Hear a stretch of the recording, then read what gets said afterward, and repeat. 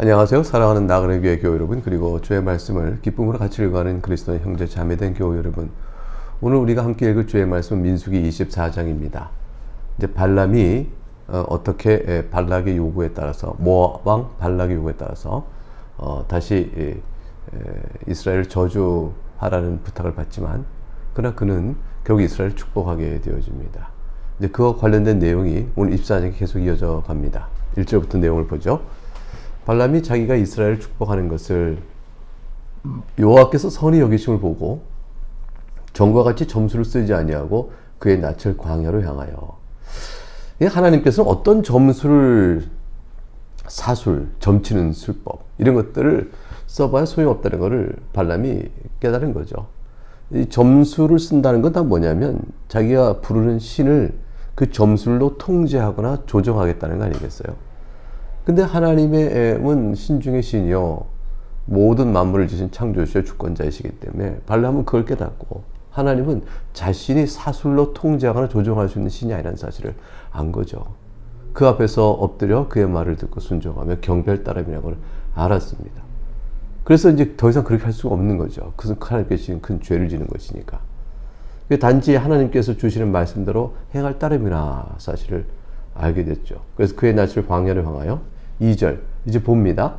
눈을 들어 이스라엘이 그 지파대로 천막 친 것을 보는데, 하나님 이제 이스라엘 백성을 보호하시고 이끄시는 내용을 이제 보았어요. 그리고 나서 이제 봤을 때 하나님께서 그의 영이, 하나님의 영이 발람 위에 임하신지라. 2절입니다. 놀라운 말씀이죠. 어떻게 하나님의 영이 이방신을 섬기는 사악한 제사장인, 무당인 발람에게 임할까? 그것은 발람 자체를 하나님이 받으셨거나 그의 백성 삼으셨거나 그의 자녀나 그의 뜻을 이루기 위하여 하나님이 택하여 부르신 종, 선지자, 그렇다는 뜻이 아닙니다. 그 뜻이 아니고, 비록 이가 이방의 제사장이요, 또 이스라엘의 대적자요, 하나님의 나라에 속하지 않은 자라 할지라도 하나님이 그의 악함을 사용하시고 그를 사용하시기 위해서 그의 입을 통하여 주께서 행하시는 일을 이방 가운데 선포하시기 위해서 사용하시고자 영이 임한 것입니다. 발람은 아무것도 아니죠. 발람을 통하여 하나님께서는 모압 왕 발락에게, 그리고 주변의 모든 이방인들에게 선포하는 것입니다. 너희가 믿고 의지하는 무당 발람이 나를 통제하고 조종하여 이스라엘 저주하게 하나, 도리어 하나님께서는 무당 발람을 사용하여 그의 입을 통해서 이스라엘 축복하는 내용으로 바꿔버리신 겁니다.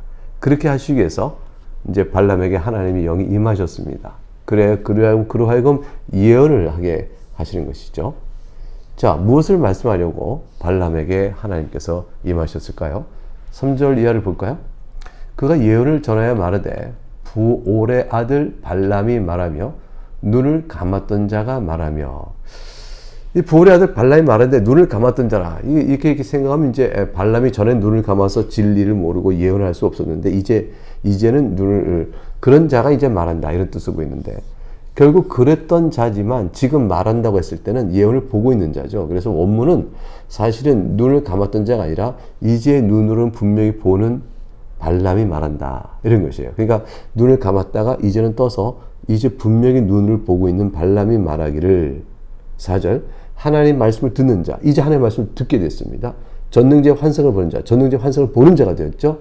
엎드려서 눈을 뜬 자가 말하기를, 엎드렸으나 이제 눈이 열려진 자가 말하기를. 이게 이제 발람이 자신이 예언을 하게 된 자기 상황을 설명하고 있어요. 자, 내용을 보겠습니다. 5절 야곱이여 네 장막들이, 이스라엘이여 네 거처들이 어찌 그리 아름다운고. 야곱과 이스라엘로 표현되는 하나님 나라의 백성들이 살아가는 곳에 복된 모습을 보입니다. 6절 그 벌어짐이 골짜기 같고, 골짜기 많은 물들이 모이는 곳이에요. 그래서 수원이 풍요롭습니다. 강가의 동산 같으며, 그래서 그 골짜기 물 많은 곳에 아름다운 동산, 가드닝, 풀밭과 아름다운 그런 동산이 있고요. 여호와께서 세우신 침향목들 같고 물가의 백합목 같더라. 하나님께서 심으시면 침향목, 물가 있는 백합목 든든하고 쑥 크게 푸성하게 자라지 않겠어요? 그 물통에서 물이 넘치겠고 그 씨는 많은 물가에 있으려다. 시냇가에 심은 나무가 이렇게 되어 있죠. 그러니까 풍성하게 번성할 것임을 표현하고 있는 시적 모습입니다. 그의 왕이 아각보다 높으니 그의 나라가 흥왕하리로다. 아말렉의 왕이 아각에 그보다 더 그의 왕이 높다. 그러니까 이스라엘의 왕권과 군사력이 든든할 것임을 말합니다. 8절에 하나님이 그를 애굽에서 인도하내셨으니 하나님이 보호하심으로 이스라엘이 강하다는 것이고 그 근원이 하나님께 있다는 걸 말하면서 그 힘이 들소와 같도다. 그의 적국을 삼키고 그들의 뼈를 꺾으며 화살을 쏘아 꿰뚫리로다. 9절 꿇어 앉고 누움이 숫자자 같고 암사자와 같으니 이스라엘을 과연 누가 앉아있을 때 일으킬 수 있겠냐. 아무도 그럴 수 없다는 거죠. 너를 축복하는 자마다 복을 받을 것이요 너를 저주하는 자마다 저주를 받을 것이로다. 아무도 이스라엘 너를 대적할 자가 없다. 너를 대적하면 망하게 될 것이요 너에게 순종하며 너에게 따라가면 너를 축복하면 당신이 옳습니다 하고 칭송하게 되면 이스라엘에게 붙는 자는 살 것이요 이스라엘을 대적하는 자는 망할 것이라. 이게 이제 무당 발람이 본 예언의 말씀입니다. 모압 왕 발락이 이 말 들으니까 얼마나 통탄할 일이에요. 화를 막 냅니다. 10절 모압 왕 발락이 무당 발람에게 노하여 손뼉을 치며 말하되 내가 그대를 부른 것은 내 원수를 저주하라는 것이요 그대가 이같이 3번이나 그들을 축복하였도다. 이거 모압 발락이 무당 발람에게 노해서 이렇게 말합니다. 자, 그러면서 이제 모압 왕 발락은 발람에게 너는 나의 이제 친구가 아니요 원수 관계요 적대적 관계다. 이렇게 선포해 버립니다. 11절. 그러므로 그대는 이제 그대의 곳으로 달아나라. 그대의 곳 달아나는 건 뭐예요?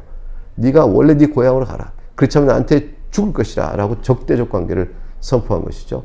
내가 그대를 높여 심히 존귀하게 하기로 뜻하였더니 여호와께서 그대를 막아 존귀하지 못하게 하셨도다. 자, 이 말을 듣고 무당 발람이 벌벌벌 떨거나 무서워하지 않습니다. 도리어 발람은 당당하게 이렇게 얘기하죠. 모압 왕 발락에게 이르되 당신이 내게 보낸 사신들에게 내가 말하 이르지 아니하나이까. 이게 발람은 지금 당당하게 말하고 있지만 그 하나님의 백성이 이방인 왕의 그 권세 앞에 생명의 위협을 받을 때 신앙의 절개로 여호와를 믿고 의지하면서 내가 당신에게 말했지 않소 라고 말함으로 하나님에 대한 신앙의 절개를 지키는 태도가 아니에요. 이게 외적으로 보게 되면 발람이 그런 것처럼 보이잖아요. 근데 이제 발람이 모압 왕 발락에게 변명을 하는 거예요. 내가 지금 이렇게 이스라엘을 축복했습니다. 당신이 화나는 건 이해가 갑니다. 근데 이것은 하루도 어쩔 수 없는 일이었습니다. 내가 어쩔 수 없을 것이라고 이미 말하지 않았습니까? 그러니 모압 발락이요 나를 대하여 노하지 마소서. 나로서는 어쩔 수 없는 일이었습니다. 그 얘기를 하고 싶은 거예요. 13절에 이렇게 말하죠.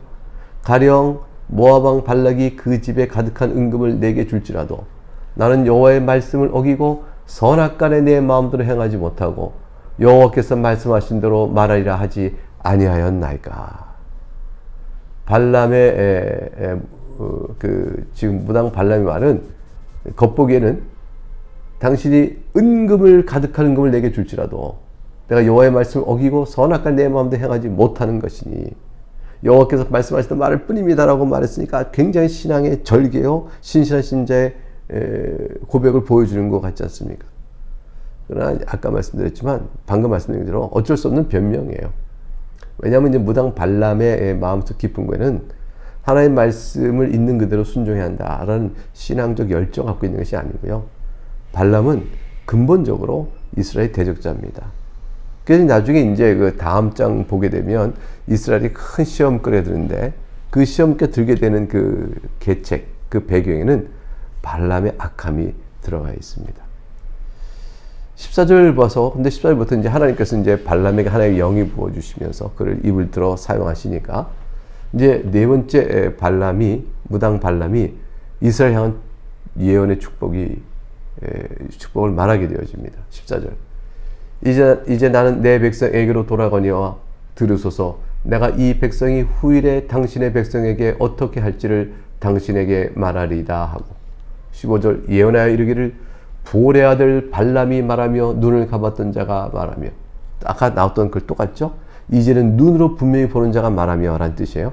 16절 하나님의 말씀을 듣는 자가 말하며 지극히 높으신 자의 지식을 아는 자 전능자의 환상을 보는 자 엎드려서 눈을 뜬 자가 말하기를 엎드려서 이제 눈이 열려진 자가 말하기를 이게 다 이제 성령 하나님의 조명하심 깨우치심을 통해서 보는 거죠. 근데 이 지식의 예언의 환상을 보고 있는 이 발람이 그 영혼 중심부터 주께로 돌아와 회개하고 나왔으면 얼마나 좋았을까요? 근데 발람이 그렇지 못한 게 심히 참 불쌍한 비참한 자죠. 그러나 이제 하나님께서 그를 영이 임하여서 그로 하여금 예언하게 하셔서 그를 사용하시는 겁니다. 자, 내용을 보겠죠? 17절 놀라운 내용이 나옵니다. 내가 그를 보아도 그가 누굴까 생각해 보세요. 이때 일이 아니며 내가 그를 바라보아도 그가 누굴까요? 가까운 일이 아니로다. 지금의 일이 아닌 어떤 그분을 보고 가까이 있지 않은 그분을 내가 미리 바라보고 있다. 근데 그분은 누구냐면 그 다음 나옵니다. 한 별이 야곱에서 나오며 야곱에서 나오는 한 별이요 한 규가 이스라엘에게서 일어나서 이스라엘에게서 일어나는 한 규 그것을 보는 겁니다. 그 한 별과 한 규라는 것은 뭐죠? 왕을 뜻해요. 그러니까 왕 중에 왕이 야곱과 이스라엘에게서 일어나서 모압을 이쪽에서 저쪽까지 쳐서 무찌르고 또 셋의 자식들 다 멸하리로다. 여기서 말하는 한 별과 한 규는 왕 중의 왕이니 결국은 지금에 있지 아니하고 가까운 데 있지 아닌 그분은 멀리는 예수 그리스도의 오심에 대한 이 미래 예언자시라고 볼 수가 있죠. 그러니까 지금 발람은 이스라엘에게서 나오시는 한 왕권이 모든 세상의 악한 세력을 물리치고 하나님 앞에서 영광스러운 나라를 이루실 것을 미리 바라보고 있는 것인데 지금 발람이 이 별과 한 규가 구체적으로 어떻게 예언이 실현될 건지 전혀 알지 못해요. 다만 한 가지 사실만 아는 거죠. 야곱에서 이스라엘에게서 한 별 한 규 곧 왕이 오실 것인데 그 왕이 오시는 것은 지금에 있는 일은 아니고 가까이 있는 일은 아니겠지만 그 왕이 오실 것인데 그 왕이 오시면 모압을 다 쓸어버리고 셋의 자손을 다 멸할 것이니 이방 족속을 다 멸하고 하나님 나라를 세우실 그분이 오신다. 이제 그 그리스도의 오심을 예언하고 있는 겁니다. 18절 그리스도가 오셔서 하실 일들을 예언하죠. 그리고 나서 계속부터 이제 그리스도의 나라 이스라엘을 대적하는 나라들이 멸망하게 될 것이고 이스라엘 복주는 자가 멸망할 것이되 세상의 이 땅의 보편사 안에서 벌어지고 있는 여러 역사들은 그 자체로 아무리 강해야 일시적이며 결국 소멸하고 마는 한시적인 권세를 누리고 있는 것들이요 훗날에 하나님 심판에 있다는 사실을 이제 18절부터 말하기 시작합니다. 18절 그의 원수 에돔은 그들의 유산이 되며 그의 원수 세일도 그들의 유산이 되고 그와 동시에 이스라엘은 용감히 행동하리로다. 주권자가 야곱에게서 나서 남은 자들을 그 성읍에서 멸절하려다 하고 이 에돔은 이제 본래 야곱과 에서의 후손이 이제 에돔이죠. 그러니까 형제의 국가가 되어지는 거예요. 그래서 본래 하나님께서는 에돔과는 전쟁하지 말라 하셨어. 그러나 이제 에돔은 이스라엘 적대 시작이었죠. 그래서 이제 에돔의 가운데 도를 들어가 통과하여 좌우로 벗어나지 않은 채 가나안 땅에 갈 수 있도록 길을 열어달라 할 때 에돔 왕이 단호하게 거절했지 않습니까? 경쟁적 관계와 적대적 관계였어요. 왕정 시대에 들어가서는 서로 적대적 관계가 되어서 마침내 서로 전쟁하게 되어졌죠. 그런 에돔이 몰락할 것이라. 이스라엘을 대적하는 자는 몰락할 것이라. 왜냐하면 야곱과 이스라엘에서 한규 한홀 왕권이 드러나는데 그 참 왕이 오면 다 이스라엘을 대적하는 자, 하나님 나라를 대적하는 자들은 다 심판을 받게 될 것이므로 그거에 대한 하나의 당시 역사적 상황에 대한 상황을 근거로 미리 보여주고 있는 내용이 원수 에돔이 멸망할 것이라. 20절 보니까 또 아말렉을 바라보며 예언하여 이르기를 아말렉은 민족들의 으뜸이나 그의 종말은 멸망에 이르로다 하고 아말렉이 힘이 셌어요. 전쟁 잘했어요. 든든했습니다. 아말렉이 그 당시 주변의 민족들 가운데 가장 센 나라, 힘이 강한 민족일지 몰라도 그것도 종말은 멸망이다. 그러나 이스라엘과 대적하는 이러한 에돔과 아말렉을 토대로 해서 또 모압도 마찬가지예요. 이렇게 말하고 난 뒤에 이제 비교되는 한 족속이 있는데 21절에 보게 되면 또 겐 족속을 바라보며 예언하기 이르기를 네 거처가 견고하고 네 보금자리는 바위에 있도다. 거처가 견고하고 보금자리가 바위에 있던 것은 반석에 있으니 든든하고 안전하다는 것이에요. 근데 누가 그러냐? 겐 족속입니다. 겐 족속은 이스라엘에 대하여 호의적이었거든요. 이스라엘과 친화적이었습니다. 그러니까 하나님께서 그런 은혜가 있을 것이다. 20절 그러나 가인이 쇠약하리니, 이 가인이라는 것은 겐족 속의 사람을 가리키는 말이에요. 겐족 속의 사람들은 쇠약하리니 나중에는 아수르의 포로가 되리로다. 결국 아수르가 나중에 북왕국 이스라엘 점령하고 그 지역을 자기 세력하에 두게 될 때 이 겐족 속도 나무가 불에 타서 없어지듯이 불에 타버려서 결국 멸망하게 될 것이라고 말합니다. 그러나 결국은 이스라엘 족속에 친화적이었던 겐 족속도 역사의 변화 속에서 아수르의 심판에 있게 되어지니까, 그럼 아수르는 어떻게 될까요? 아수르. 그런 아수르도 23절 24절에 가면 멸망할 것이 또 말해요. 또 예언하여 이르기를 슬프다 하나님이 이 일을 행하시리니 그때의 살자가 누구이랴. 기띔 해변에서 배들이 와서 아수르를 학대하며 에벨을 괴롭힐 것이나 그도 멸망하려다 하고, 여기서 슬프다 이거 말은 뭐냐면 인생에 있는 여러 나라들의 흥망성쇠를 보면 전부 다 헛되고 어리석다는 것이에요. 아수르가 힘이 강하여 주변 족속을 멸망시키고 자기 힘이 가장 강성할 때는 얼마나 교만이 하늘을 찌르겠어요. 그러나 인생 가운데 어느 것도 견고하지 않거든요. 아수르의 권세가 영원하지 않습니다.